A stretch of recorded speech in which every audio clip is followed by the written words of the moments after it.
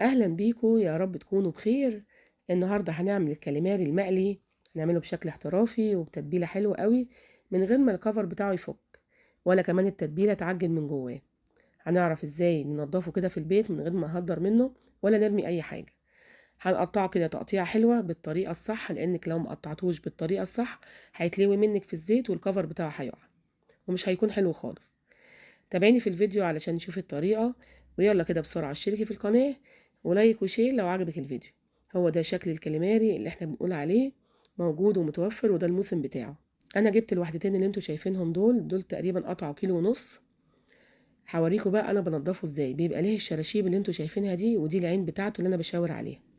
هنضف واحدة معاكم. انا باخدها كده وبجيب بقى البلانشة بتاعتي وبحطها عليه بالشكل ده. ببتدي اقطع الراس كده زي ما انتوا شفتوا، بتطلع بالاحشاء. وهاخد بقى الجسم بتاع الكاليماري ده، مش هسيب عليه الطبقة دي. بيبقى فيه كده فيه 2 أجنحة من فوق زي الأجنحة يعني. ببتدي اشيلهم واشدهم بالشكل ده، بيتشدوا معايا سهل جدا.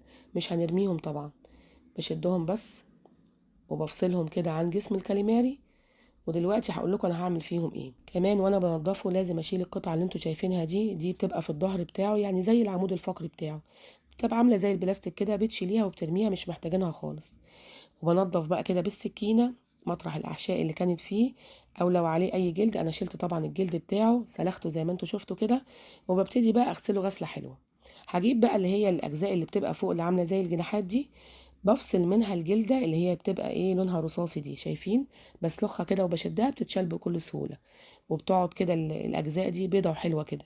بجيب بقى الراس كده، الحتة دي طبعا ما بتترماش، دي حتة حلوة جدا. بفصل بقى الجزء ده بيبقى حلو قوي في القلي، وكمان في الطواجن أحلى وأحلى.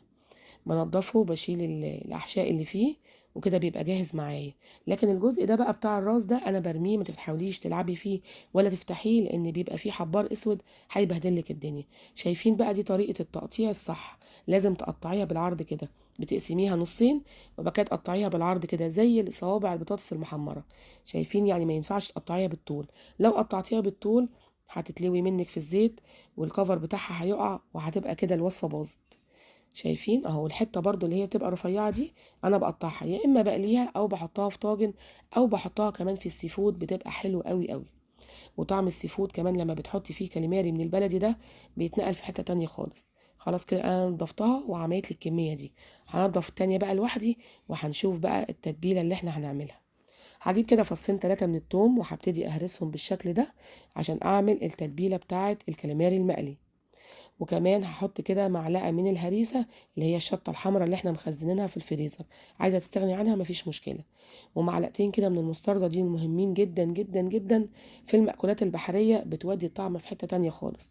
رشه ملح، رشه فلفل اسود، رشه كمون، وكمان رشه كزبره، وكمان رشه من البابريكا. وهجيب كده قطعه من الجنزبيل الفريش وابشر منها جزء بالشكل ده. لو مش متواجد عندك حطي رشه جنزبيل بودر. كده تمام. هجيب بقى ليمونتين كده واعصرهم.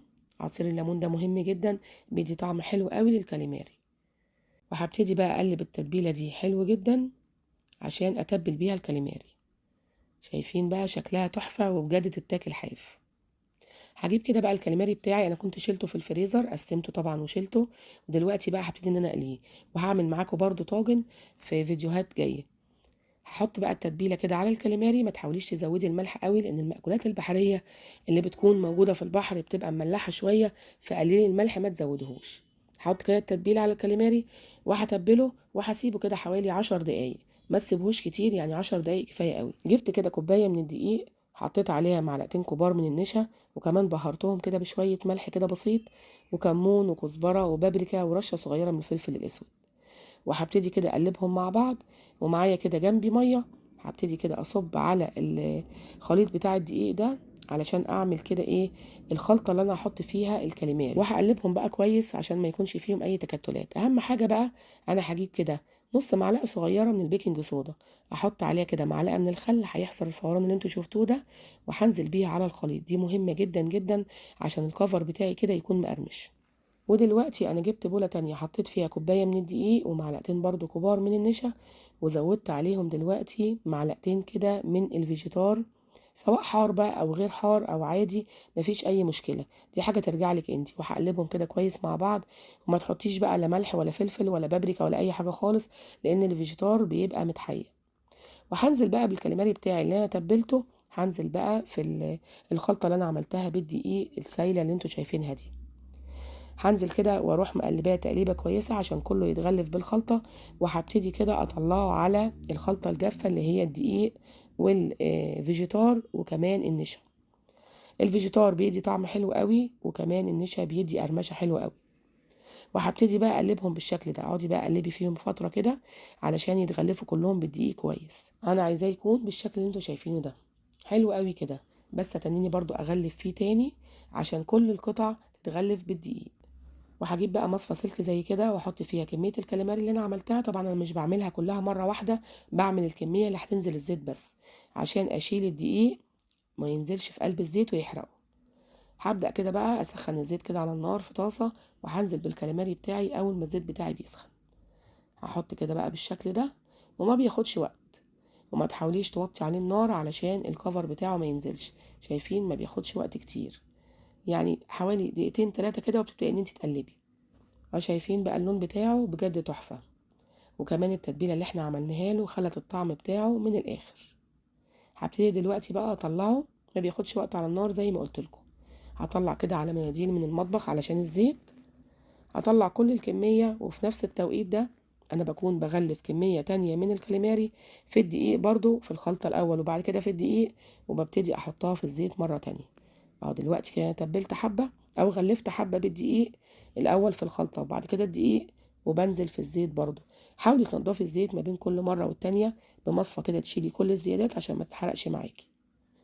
حلو قوي كده. هعمل بقى كل الكمية بتاعتي بالشكل ده، وهنشوف بقى هنعمل ايه دلوقتي. هنعمل احلى سندوتشات كاليماري. ادي الكاليماري اللي احنا عملناه. جبت كده فرشة من الجرجير، الجرجير ده طبعا مهم جدا مع الاكلة دي. وعملنا شوية طحينة عملناها مع بعض كتير قبل كده. شايفين بقى الكفر بتاعه مكلبش فيه ازاي، ولا وقع ولا اي حاجة خالص. الطريقة دي يا جماعة حلوة قوي، جربوها هتعجبكم جدا. شايفين الكفر بتاعه ومقرمش بقى من بره وكمان طري من جوه. تغمسيه كده مع الطحينة وتاكليه. ممكن شوية رز سمك، وممكن كمان تعملي سندوتشات زي ما انا هعمل دلوقتي. شايفين التحفة؟ بجد يا جماعة الأكلة دي حلوة قوي. جبت كده رغيف عيش، وحطيت فيه كده معلقة من الطحينة، وهجيب شوية جرجير ده مهم جدا، واحط فيه بقى كام صابع كده من الكاليماري، وتاكلي أحلى سندوتش.